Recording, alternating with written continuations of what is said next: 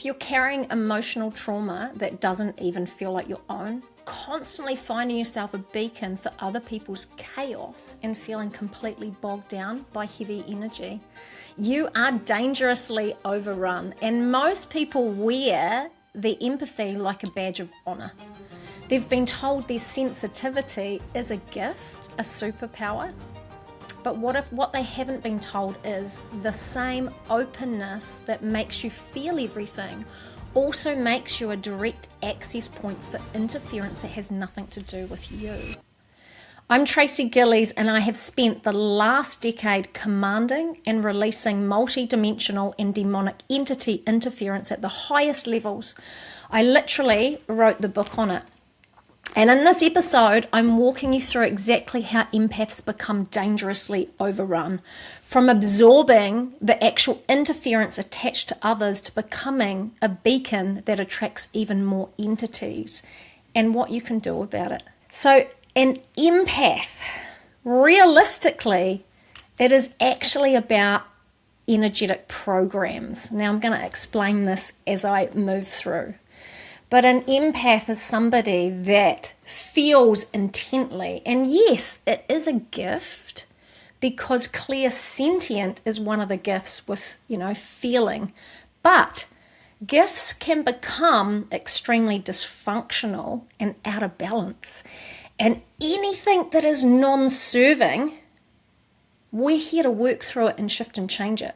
So often I see people wearing that as a badge of honor.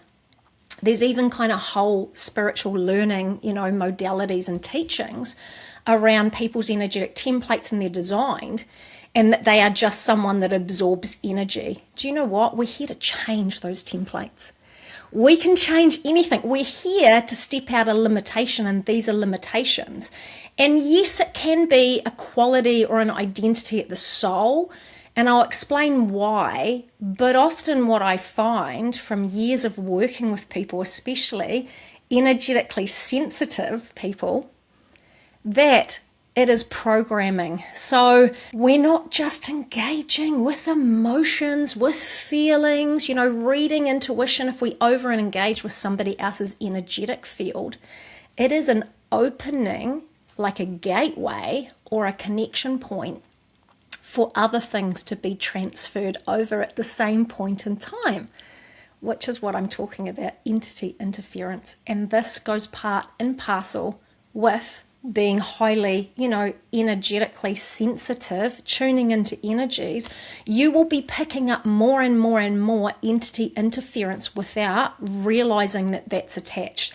And the reason why empaths become dangerously overrun is that over time, that build-up creates huge deregulation across so many body levels to their spiritual connection. A lot of people think that when they're tuning into energy, maybe it's just through their heart space and they're just reading it. But the brain is a sensory organ. It actually has to process all of the stimuli. So with it being over engaged, and again, it's almost like just an overload of sensory information, and with it, entities are part of that. The brain has to be able to process it all. So if anybody wants to expand their consciousness, you have to elevate the mind. A lot of spiritual teachings will talk about kind of bypassing the mind. No, you have to actually heal past programs. You have to heal the central nervous system in order to elevate it to hold higher vibrational frequencies. And so an empath, when they're becoming overloaded, their central nervous system will be going into decline, and they may work on re-regulating that. So a lot of people have coping strategies, right? They will just shut themselves away kind of from life. If you have to shut yourself away from life, no, you're not really resolving the underlying issue that goes hand in hand with being an empath. And you may re-regulate your central nervous system, but you won't be releasing the underlying reasons of why you're constantly tuning into energetics. So what I have found over time of working with hundreds and hundreds of people is that it comes down to energetic programs and engagements. So an example of this would be, generally, there is these starting foundations.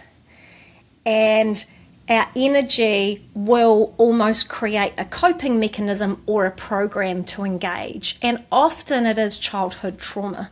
But trauma doesn't have to look exactly like trauma, right? It could be an absent parent.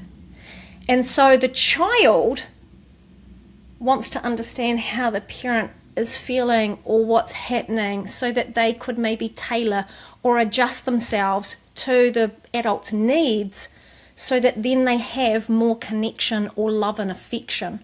So by doing this, they have then created an energetic program that over-engages with a person's energetic field. And generally somebody will pull away, especially an adult or a parent, because they have their own kind of trauma associations that they haven't really, healed or dealt with.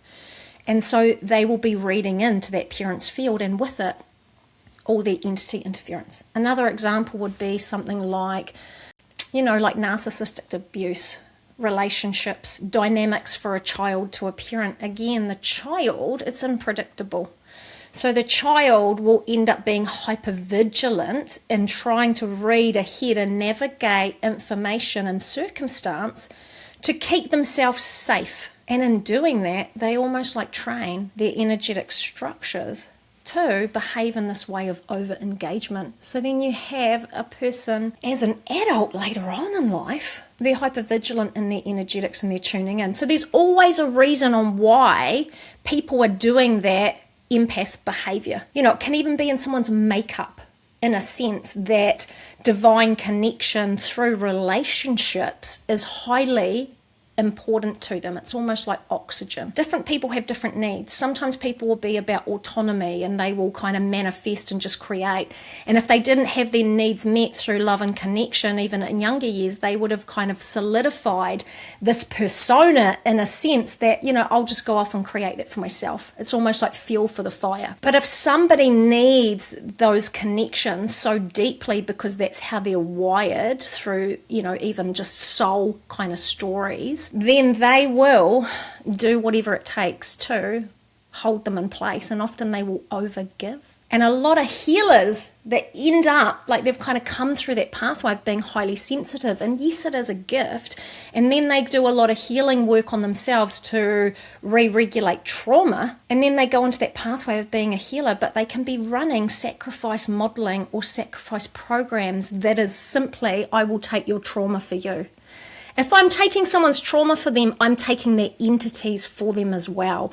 And entities over a period of time, taking on more and more and more, will completely overrun somebody throughout all their energetic levels. The mind is one of the biggest attachments. It creates a disconnection to their spiritual connection. And as I said before, entity interference breeds more and more and more entity interference.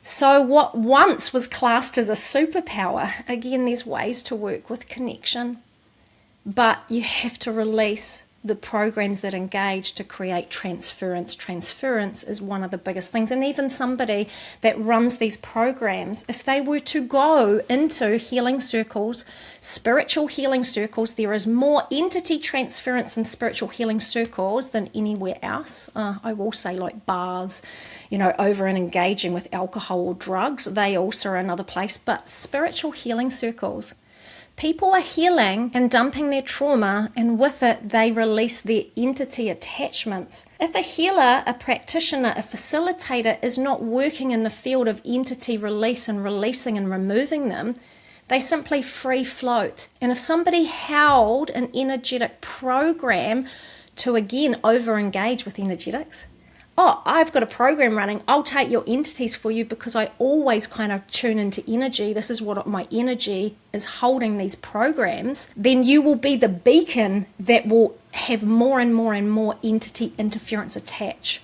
So it almost becomes a self-fulfilling prophecy with more and more and more. And believe me, they affect vastly all levels of self, neurological, physicality, like organs and glands and the body even being able to recover, because it pushes somebody into the deep state of stress through their autonomic nervous system, central nervous system decline.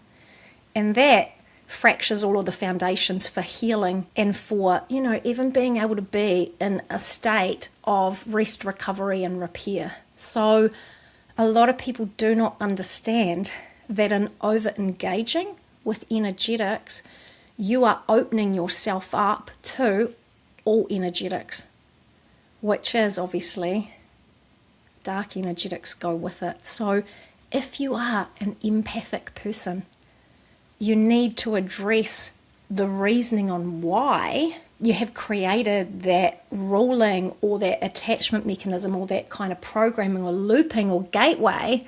And those are the things that need to be healed. A lot of people will talk about protection. They'll just protect their energy.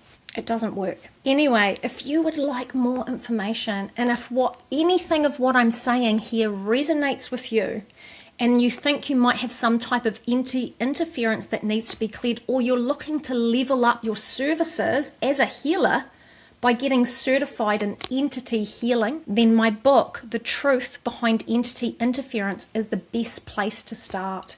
And there is a link down below the show notes to get your copy. It is vast. Entity interference, the way it attaches, the reasoning on why, but again, conscious awareness and understanding how those energetic programs have become to be in place for you is one of the key to be able to, understand and actually start to create that forward momentum in healing. So please don't idolize being empathic.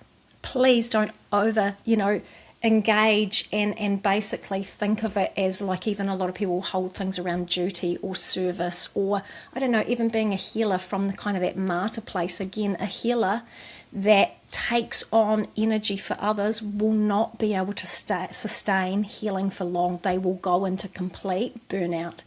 So if you've liked this episode, please subscribe or follow. If you've got any questions, drop them in the comments below, and I'll see you in the next episode.